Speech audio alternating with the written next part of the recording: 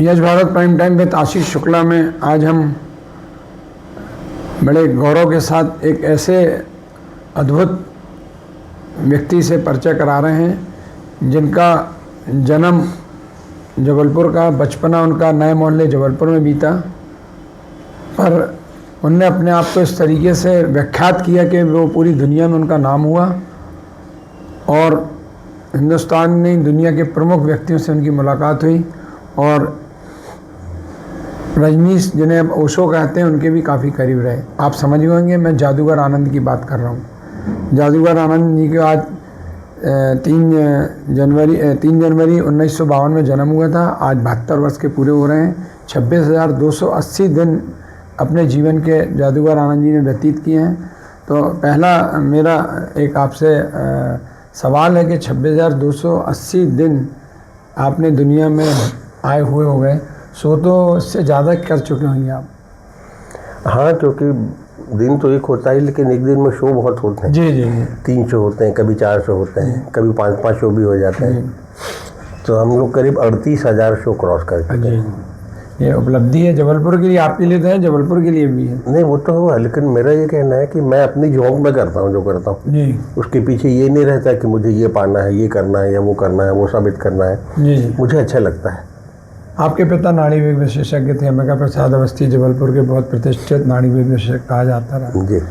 तो आप उस दुनिया में बचपन से देखा होगा नाड़ियों का, तो नाड़ियों में जादू कहाँ से आ गया?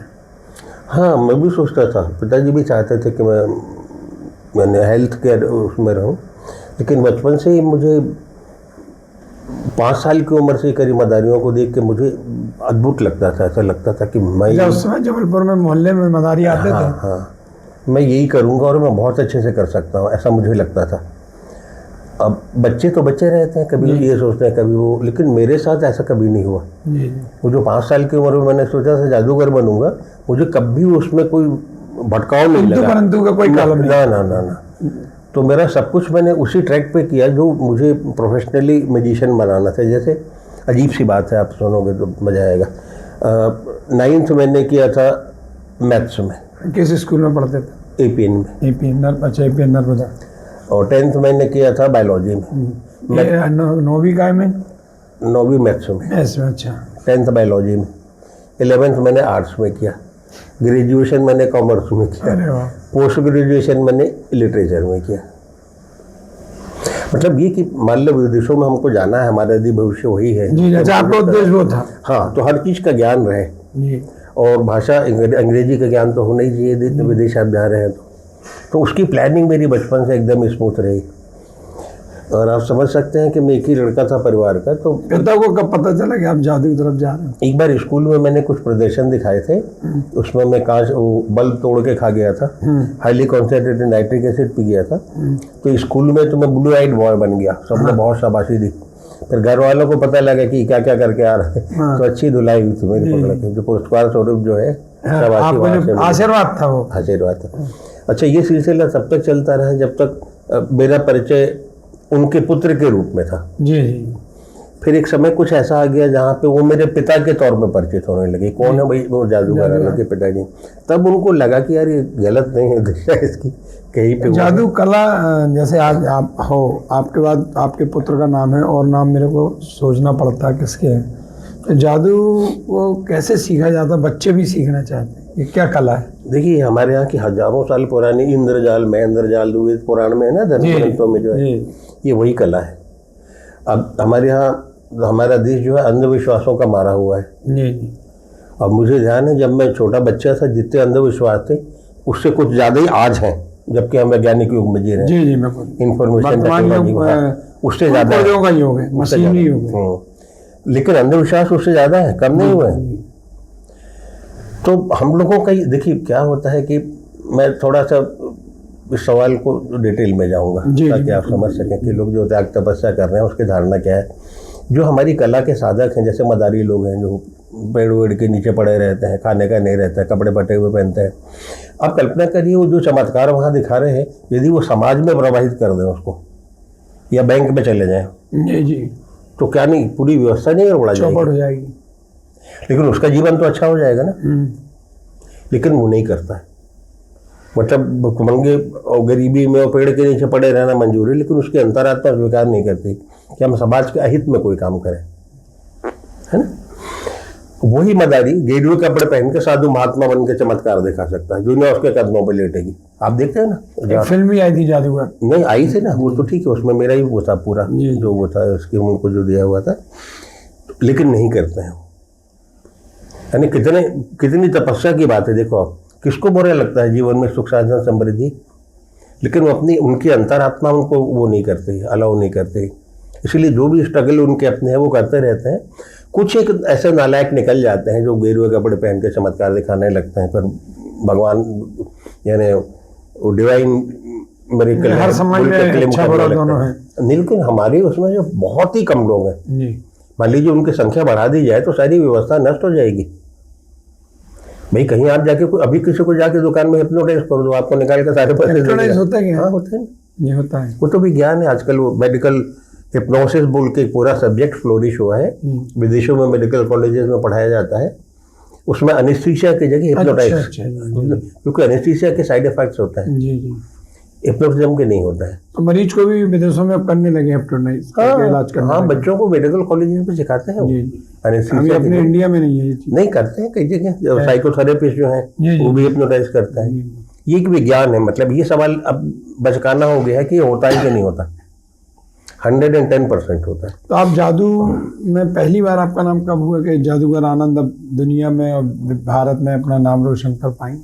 पता नहीं, वो सोच के मैंने कभी कुछ नहीं किया। नहीं, लेकिन आपको महसूस कब हुआ कि आपका जादू लोगों के दीवाना? तो अभी तक नहीं हुआ। मुझे मजा आता है, सुख लगता है, लोगों के चेहरे पे चमक और खुशी देखता हूँ तो मुझे सार्थकता लगती है अपने जीवन की। आपके जीवन का पहला जादूगर शो जो आपने अधिकृत किया होगा वो कौन सा था? वो तो मैं बचपन से शुरू कर दिया। नहीं, जो जिस ढंग का आप आज करते हैं, ये मैंने रायपुर में किया था जी। उसके पहले आप लोग पता नहीं थे या नहीं थे, 1970 में मैंने यहाँ अंडर वाटर स्किप किया था। हाँ, वो तो चर्चा में अभी भी आता है। जिलेरी हाट। हाँ, वो अभी भी बात होती है। तो वो वर्ल्ड रिकॉर्ड बना था वो, जब मैं 18 साल का था। शोज में उसके पहले से कर रहा था, लेकिन अब क्योंकि पढ़ाई भी करनी थी मुझे, बाकायदा एक तरह से सेमी प्रोफेशनल में हुआ और रायपुर में पहला शो दिया। रायपुर मेरी ननिहाल है, तो जैसे मेरे लिए जबलपुर वैसे मेरे लिए रायपुर। तो आप जब जादूगर आनंद विश्वविख्यात हुए, तो आप जब दुनिया में कदम आपने रखा, तो ओशो से जबलपुर के कारण तो आपका संपर्क रही होगा। उस समय ओशो यहाँ पढ़ाते थे जब आप? हाँ, नहीं, मिडिल स्कूल में मैं यहाँ DN जैन स्कूल में पढ़ता था जी। तो वहाँ पे एक प्यून थे शंकर लाल जी, उनको शौक था हिप्नोटिज्म सीखने का। तो स्कूल खत्म होने के बाद कुछ बच्चों को रोक लेते, उसमें मीडियम की जरूरत पड़ती जी। और बेस्ट मीडियम माना जाता है जिसका माइंड का कंजेशन, थॉट्स का ट्रैफिक कम हो जिसका जी। जैसे मान लीजिए आप कितना भी पढ़े लिखे हो, अब आपको दोबारा यदि मैट्रिक की परीक्षा पास करना हो तो आप नहीं कर पाओगे। क्यों नहीं कर पाओगे? आप तो पोस्ट ग्रेजुएट हो भाई, मैट्रिक में क्या रखा है? अब वो एज नहीं रही ना, नहीं कर पाएंगे वो। तो वो एक एज होती है जहाँ पे कंजेशन जो है थॉट्स का, इसका डिप्रेशन वगैरह ये सब नहीं रहते हैं, रिलैक्स रहता है। तो बेस्ट मीडियम होता है वो। तो वैसे ही वो लड़कों को रोकता था। अच्छा, मुझे भी शौक था तो मैं रुकता था वहाँ। तो थोड़ी देर में उसको पता नहीं क्या लगा, बोले यार तुमको लगता है तुम बहुत आगे जाओगे। मैंने क्या हो गया? बोले कुछ नहीं, मैं वॉच किया है मैंने इतने लोगों में, तुम्हारा कॉन्सेंट्रेशन बहुत अच्छा है, रेसिप्रोकेशन बहुत। आपको पहली मैंने जो सीढ़ी शंकर लाल जी की मारी है। नहीं, मतलब गॉड गिफ्ट, इत्तेफाक बता रहा हूँ।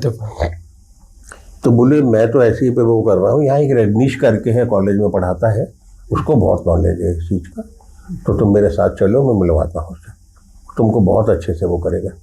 तो मुझे हिप्नोटिज्म का ज्ञान मेरे गुरु रजनीश। अच्छा, रजनीश जी आपके? अच्छा, उनको हर चीज़ सीखने का शौक था रजनीश जी को। जैसे अभी आप मान लो हम लोग बैठे हैं, कभी कोई आके बोलो बकरी बच्चा दे रही, चलो देखेंगे, तो आप जाओगे क्या?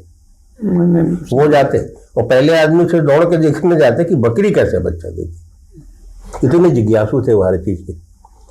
तो उनको भी जादू सीखने का, अब जादू सीख, जो मैं जादूगर था तो मैं उनको जादू सिखाता तो मुझे हिप्नोटिज्म सिखाते थे। जी, एक दूसरे के पूरक होते गए। ऐसा नहीं, मैं उनको गुरु ही मानता हूँ, क्योंकि मैं बोलूँ मैं उनका गुरु था तो अजीब सी बात है। रजनीश जब अमेरिका पहुँच गए, आप भी जादूगर, विश्वविख्यात जादूगर बन के पहुँचे, तो आपका शो अमेरिका सबसे ज़्यादा, मैंने अमेरिका में आपको रिस्पॉन्स मिला कि दुनिया के किसी अन्य से? 1978 में मुझे गोल्ड मेडल मिला था वर्ल्ड मैजिशियंस कन्वेंशन में अमेरिका में जी 1978 में। जी। और वहाँ प्रेमनाथ जी की भी फोटो देखी थी मैंने अमेरिका में, बहुत बड़ी। जी। तो मैं बोला प्रेमनाथ जी से, अब जबलपुर के, वो भी जबलपुर मेरे उनसे बहुत अच्छे रिलेशन थे। तो मुझे शक हुआ क्योंकि कॉन्फ्रेंस के बाद वो लोग सब जाके बाहर में बैठे थे, तो मुझे भी ले गए। तो उस समय अमेरिकन इंडियन को ऐसा मानते थे कि आप बैलगाड़ी से अमेरिका पहुंचे हो, गाय से आए या नाव से आए हो। मतलब वो इमेज थी। मैं थोड़ी देर देखता रहा बैठ के, मैंने कहा यार हु दिस जेंटलमैन, बुलाया मैंने वेटर को, सर बोलता बॉय नहीं बोलता, sir please come, who this, you don't know him, he is greatest personality, but why for such a big size of photo, sir he is world champion. बोला world champion Premnath ji, for what, boozing competition, world boozing competition, world champion. मैंने, मेरे बहुत अच्छे relation, तो मैंने उनको वहाँ से, उस समय मोबाइल तो था नहीं, तो ट्रंक कॉल लगाया मैंने। बोले अरे तू कहाँ पहुँच गया अमेरिका? मैंने कहा यहाँ बैठा हूँ, और वो आपकी फ़ोटो लगी। कहाँ पे? मैंने कहा लॉस एंजलिस में। मेरी फ़ोटो लगी ना? कहाँ पे लगी? ना एम्बेसडर होटल के बाहर में। यार मेरी फ़ोटो वहाँ लगी, मुझे क्यों नहीं पता, मुझे नहीं पता क्यों लगी। मैंने कहा आप वर्ल्ड चैंपियनशिप जीते थे क्या यार पीने की? अरे हाँ यार। तो एक तरफ तो मुझे गर्व गौरव हुआ कि फोटो लगी, इतनी बड़ी फोटो जो किसी की नहीं थी वहाँ हॉलीवुड में। भाई मैं ज्यादा मैंने पीने में आ गई, मैंने चैंपियन, वर्ल्ड चैंपियन थे वो, इसलिए उतनी बड़ी फोटो लगी थी उनकी वहाँ। तो अमेरिका में शोध, देखिए जहाँ रणजी जी का जहाँ तक सवाल है, वो कभी नहीं चाहते थे कि मैं जादू के फील्ड में रहूँ। जी। वो चाहते थे कि मैं सब छोड़ दूँ और उनके साथ रहूँ, उनको नहीं छोड़ूं। वो बोलते थे एक बड़ा शिप ले लेते हैं, आप लड़के लड़कियां इनमें से छाट लो, जो ग्रुप बनाना हो इनको लेके जाओ, वर्ल्ड टूर करो। न्यू सन्नास इंटरनेशनल इन्होंने बनाया था, मुझे उसका इंटरनेशनल वाइस प्रेसिडेंट बनाया था, अंतर्राष्ट्रीय। और इनकी हार्दिक इच्छा मुझे मिस करने की नहीं थी। लेकिन कई बार बोले क्या रखा है यार जादू में, यहाँ देखो क्या हुआ है, वो कितना हुआ है। अच्छा मैंने भी देखा, जो लोग यहाँ मिलने का टाइम नहीं देते थे, जब वहाँ स्वामी आनंद परमहंस मेरा नाम था, स्वामी आनंद परमहंस, तो जहाँ जो लोग मुझे मिलने का टाइम नहीं देते थे, जब वहाँ आते थे तो आके दंडवत चरणों पर लेटते। मैं नाम नहीं लूंगा, लेकिन मुझे अनुभव हुआ कि गिरे हुए कपड़े का प्रताप क्या होता है, मुझे लगा फिर भी। लेकिन मेरे अंदर जो बेचैनी थी ना, जो वो अलग तरह की थी। मैंने कहा देखिए आपने मुझे हेक्टोड्रम से कहा है, उस हिसाब से आप मेरे गुरु हैं, और हम दोनों किसी भी विषय में कितनी भी बात करते हैं बहुत खुले मन से, इसलिए हम लोग अच्छे मित्र हैं और यह हमेशा रहेंगे। लेकिन आपको जब मेरी जरूरत पड़े आप बुला लीजिएगा, मैं पहला आदमी हूँ जो आऊँगा। लेकिन लगातार मैं, क्योंकि मैं सन्यासी बनने के लिए नहीं पैदा हुआ, जादूगर मुझे बनना है। क्या पागल हो गए हो जादूगर? अच्छा तो जादू करना तो यहाँ मुंबई में आके करो। मैंने कहा जबलपुर में रहने में क्या? बोले नहीं, ऊंची जगह खड़े होकर बोलोगे तो आवाज़ दूर तक जाएगी। मैंने कहा बोलने, खड़ी होकर बोलने की जगह तो प्लेटफॉर्म अपने को खुद बनाना पड़ता है, खाली किसी बड़े शहर में रहने से कोई थोड़ी बड़ा।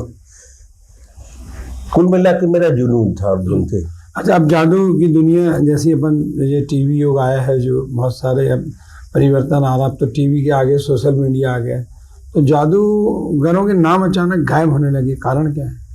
गायब होने लगे ऐसा नहीं है, मतलब जो एक फोकस जो था ना वो कम हो गया, नहीं वो बहुत ज़्यादा डिवाइड हो गया है। जी। बहुत सारी चीज़ों में हो गया है।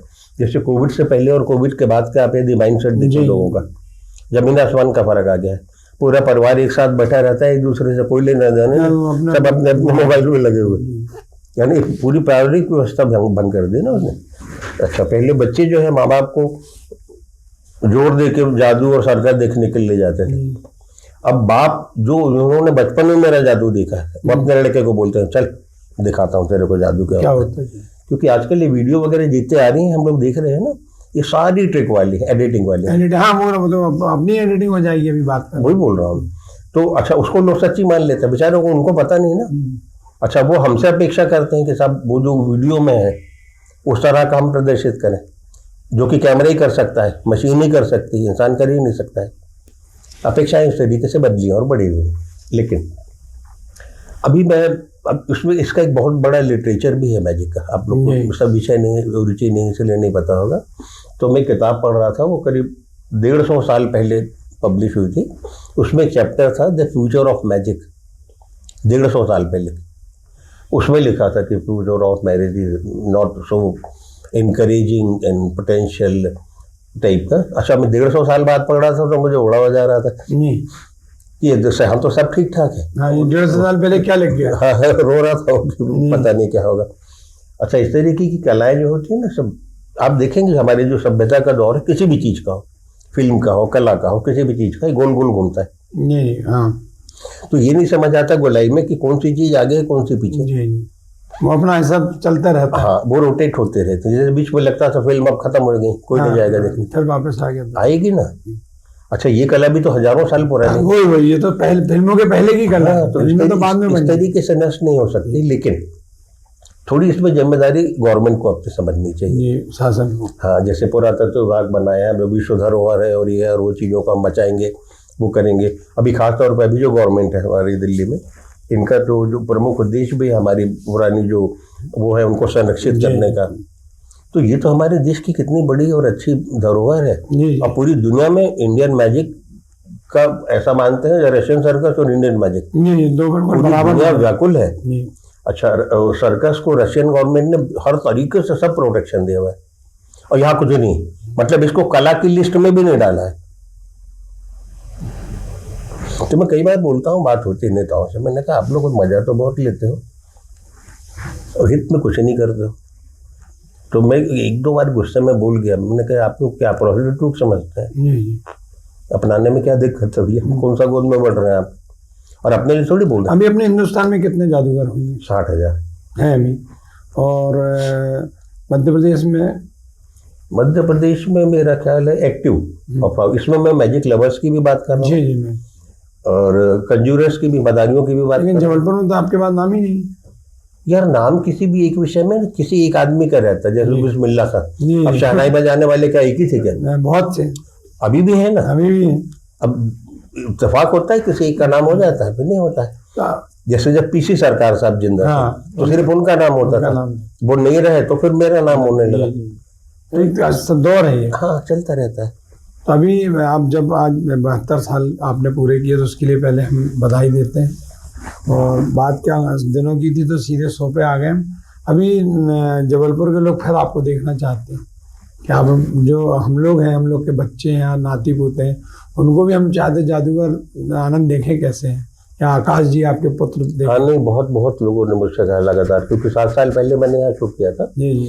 तो फिर मैंने कहा था दुनिया में बहुत जगह और जाना है, तो मैंने कहा था अब मैं जबलपुर में शो नहीं कर आपने बोला था। जी। तो बहुत सारी संस्थाओं ने और बहुत सारे लोगों ने लगातार इस बात का वो शुरू किया है, जब आपका शहर है तो बोले आप तो कहीं भी रह सकते थे, आप जबलपुर में क्यों? हाँ, एक चीज और है, आपने अपना ठिकाना कभी नहीं बदला। हाँ, आप जबलपुर के मूल निवासी।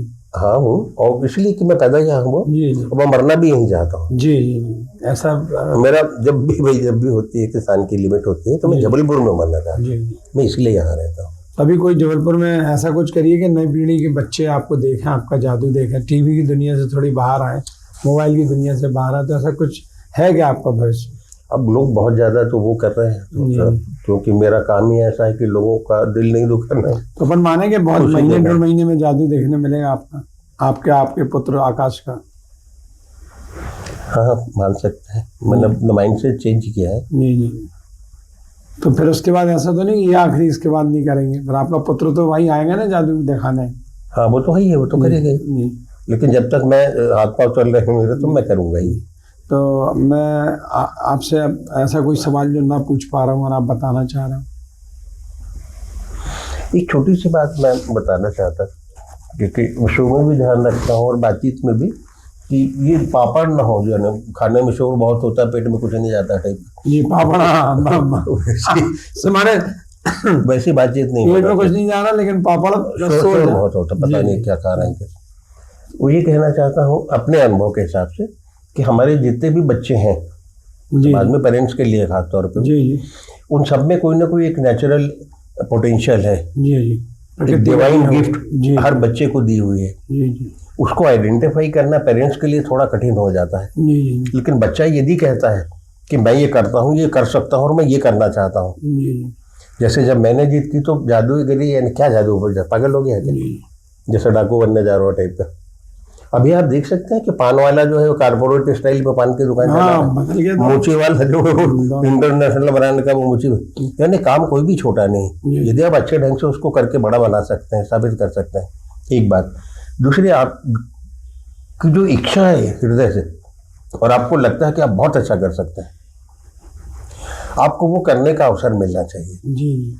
और अपन क्या मार मार के, जैसे वो रजनी जी की बड़ी अच्छी बात बताता है कि सर्कस चल रहा था तो उसमें एक बंदर का बच्चा गया तो उन लोगों ने कहा ये काहे के लिए आया? बोले साहब बहुत अच्छे ड्रम और ढोल वोल जितनी चीज़ें चमड़े की लाजवाब बजाता। बोले तो इतने सारे लोग, बोले साहब मौका तो दो 2 मिनट। बोले चल बैठे बजा। उसने जो बजाया है साहब, लोग सर्कस देखना भूल गए और उसकी मुग्ध हो गए। और जो ही उसका बंद हुआ तो लोग खड़े होकर स्टैंडिंग ओवेशन दिया उसको, इतने ज़्यादा रोमांचित हो गए। उस दिन में एक बंदरी आई, वो बंदर का कान पकड़ के 2 चांटे लगाए और उठा के ले जाने लगी। सब लोगों को बड़ा ताज्जुब हुआ। बोले क्या है, कहाँ ले जा रहे हैं? बोले मैं इसकी माँ हूँ। बोले लेकिन इस तरीके से आप क्यों? उसके मुझे इसको डॉक्टर बनाना है। बोले और ये नालायक जो है या मेट के अब आप ये नहीं होना चाहिए, नहीं होना चाहिए। इनकरेज करिए उनको, आशीर्वाद दीजिए, प्रोत्साहित करिए, कुछ भी छोटा जो बेस्ट। नहीं तो क्या होता है, मान लीजिए आप प्रेम किसी और से करते हैं, शादी किसी और से हो गई, तो ना भी इधर के रहे ना उधर के रहे, है ना। वैसे ही जो आप करना चाहते हैं कर सकते हैं। आप जानते हैं जो आपका प्रेम है, जुनून जो है, उसको मौका मिलना चाहिए। इसलिए शायद हमारे देश में बहुत ज्यादा ऐसे उज्जवल लोग नहीं पैदा हो पाए। उनको छूटे नहीं, मार मार के वो डॉक्टर ही बनाएंगे उसको, इंजीनियर ही बनाएंगे उसको, तो फिर इतने बाबू कहाँ से पैदा हो रहे हैं? हमारे टीचर्स हमको बोलते थे बातें, तो मैंने कहा सर आपका एम्बिशन क्या टीचर बनने का था? बोला नहीं यार हम तो मजबूरी में, आप भी तो एडजस्ट कर रहे हो। हम कोशिश कर रहे हैं मामा जो मन है नहीं। हाँ तो बच्चे को आपके कहना मतलब है खोला छोड़ना चाहिए। खोला यानी ऐसा खोला नहीं मतलब उसकी गुण के हिसाब से, ताकि उसका सर्वसिद्ध प्रदर्शन कर सके वो। और कुछ नहीं तो कम से कम उसको एक आत्मतुष्टि रहे कि मुझे अवसर दिया गया। मैं थोड़ी बोलता हूँ पढ़ाई लिखाई छोड़वा दो, करे ना। जैसे मैं तो जादू भी करता रहा हूँ, पढ़ाई भी करता रहा हूँ, अच्छी बात है। अच्छा कई बच्चे ऐसे हैं जो 12-13 साल के हो गए, उनकी इतने अच्छे उन्होंने वो कई बहुत अपन रोज पढ़ते हैं, लगभग इतने शुरू कर दिया, 17 मास्टरपीस बन रहे लोग। हाँ, तो वो अवसर मिलना चाहिए बच्चों को, तो शायद हमारी अगली जनरेशन है जो हम ज़्यादा अच्छी और प्रॉमिसिंग हो जाएंगी। ये थे हमारे साथ जादूगर आनंद। जादूगर आनंद जी का पूरा नाम आनंद अवस्थी है और इनका बचपना नए मोहल्ले में बीता और इनकी ससुराल भी जबलपुर में है। और जैसी हमारी उनसे चर्चा हुई उससे में ऐसा लगता है कि नई पीढ़ी फिर जबलपुर में जादूगर आनंद का मैजिक शो देखेगी, जिसके लिए बहुत लोग व्याकुल रहते थे। हम लोग बचपन में लाइन लगा के इनका जादू देखने जाते थे, फिर वो दौर आएगा। हमें तब तक के लिए के आज्ञा दीजिए, नमस्कार। और मैं आनंद जी चाचा भी बोलता हूँ इनको, मैं इनके स्टूडियो में आने के लिए ऐसा आह्वान करता हूँ।